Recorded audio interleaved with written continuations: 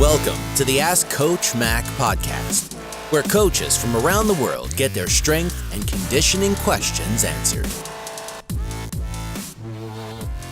What's up, guys? Rob McKeefery here, and welcome to episode number 42 of Ask Coach Mac. Thank you so much for joining me today. We have a great question from George. But before we get to that, I want to thank today's sponsor, Iron Grip. If you're in the market for plates or dumbbells, these are my go-to guys. I've put Iron Grip plates and dumbbells in 3 facilities, including my own garage where my family and I work out. I've had nothing but positive experiences with them and love the fact that they're manufactured in the U.S. For more information, go to irongrip.com, follow them on Twitter, or call Chris DeSanto at 509-230-3124. All right, here's today's question from George. Dear Coach McKeefery, my name is George Bristow, and I'm an aspiring strength conditioning coach from Indianapolis, Indiana. The question I have for you today is, what advice do you have for any strength coaches wanting to be the first strength coach at a university? Furthermore, what are some things you would do to convince the athletic department that, one, they need a full-time strength conditioning and coach, and 2, that you're the guy for the job? Thank you very much. George, this is a great question. This is one of those questions, or one of those things that I would use with our interns as opportunities for them to go find positions. There's still, even now, even when there's strength coaches making, hundreds of thousands of dollars, there's still plenty of universities and definitely high schools that don't have strength coaches. And so I think there's a huge opportunity there. I think it's natural that the have-nots want to have what the haves do, and so going into a situation where there's not a strength coach, and presenting an opportunity to them to gain one, I think is that something that everybody is looking for. It's generally accepted now. Obviously, they don't all have the resources, or they would have one. But a lot of times it's just getting in and finding those resources once you're in. And so I think as organizations, as the NSCA, the CSCCA, and the different strength and conditioning organizations, I think the number one statistic we should be finding is the liability of not having a strength coach. I have not seen those statistics. I don't know if they exist.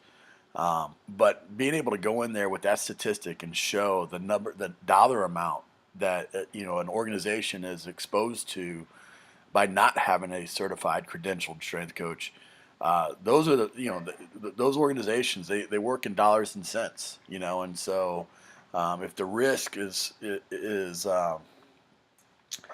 there, then they want to make sure that they're evaluating those, and just like a fire drill, sometimes they're going to put out whatever the most pressing fires are. If they haven't been sued or they haven't had an issue in the weight room, that's not a pressing fire until you show them the staggering statistics that can happen. And we've all walked into weight rooms where they maybe didn't have a strength coach or had somebody unqualified running that area and just cringed when we've seen that. And so I'd like to see our organizations doing more to put that out.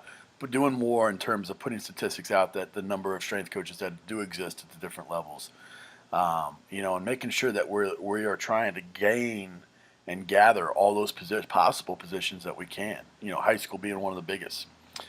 I would start by, if I was in your situation, I would start by collecting research from the area. Collect research on injuries, different injuries that have popped up, especially overuse injuries.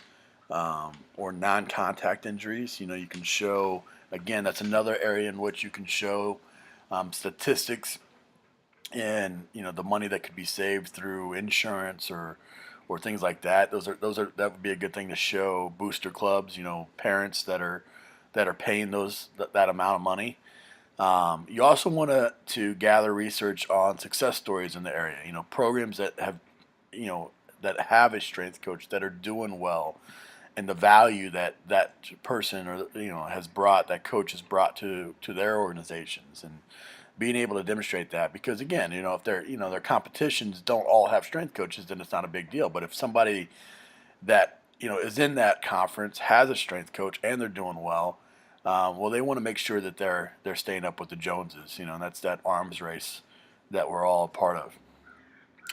You know, the other things you want to do is you want to let coaches fight your battle. You know, find some ambassadors, some people that truly believe in what you're trying to do. Maybe it's a softball coach, maybe it's a soccer coach, a baseball coach, basketball coach, you know, that wants your services. Let them go fight your battle. Let them go and present a case, you know, to the athletic directors or the superintendents, you know, because you're just a guy off the street or a woman off the street, you know, pitching some, you know, another expense, another line item for their annual budget versus a coach that maybe has, you know, success, that's done well, that's in, you know, loved by the community and the school, and they don't want to lose that person, you know, and so if they don't provide them with resources, then typically that's one of the main reasons why people leave. You also want to gain athlete support. You know, if you're working with some athletes from that school, having them get you an introduction to those coaches, that's going to be big. Or testimonials that, you know, would be able to be used in a pitch to that school. Lastly, you want to pitch for success. You know, when you do get the opportunity to get in front of the decision maker, whatever that might be,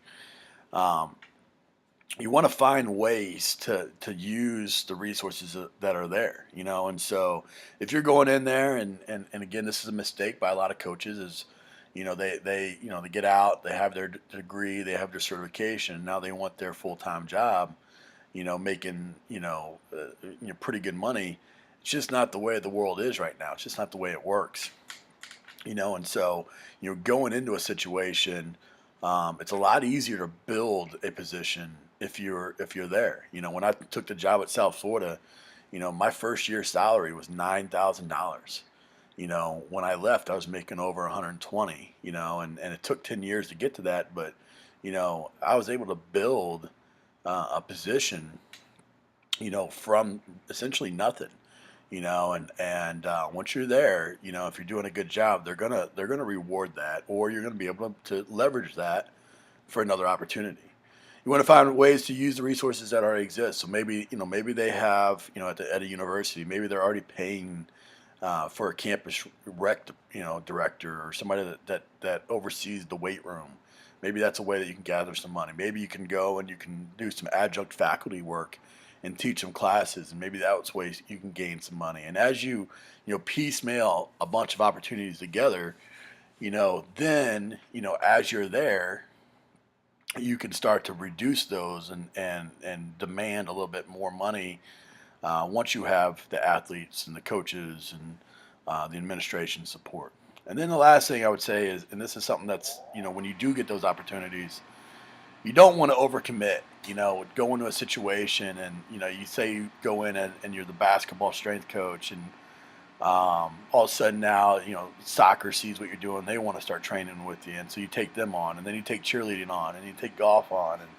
And all of a sudden you're doing all this work for this amount of money, and you've kind of painted yourself into a corner to where, you know, you're doing this amount of work for this amount of money, and it's hard to kind of go and ask for more. But if you're working with a team and you just kind of set a rate, you know, put it back on them. You know, say, hey, look, you know, it's X number of dollars per athlete, or X number of dollars per hour, or whatever it may be, and you're happy to do it. But, you know, if not, you gotta be able to support yourself and find additional work to make up that difference outside of that organization. And so it's up to them to find a way to do that. And you'll find a way. You know, if they want it bad enough, they'll find a way. You know, and you know, it doesn't mean you don't make some strategic decisions. Maybe maybe you want to pick up the basketball team or the football team if you're working with soccer, because you know that by having them, you're going to have a little bit more influence with the dollars and cents. But you don't want to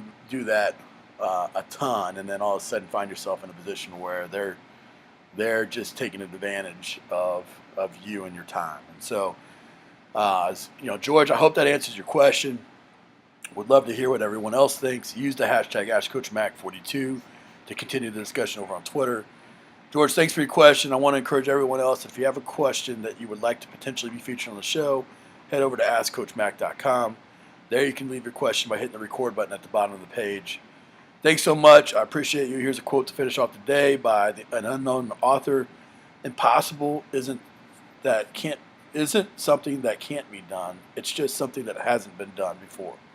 Take care, guys. I'll see you in the next episode of Ask Coach Mac. Bye for now.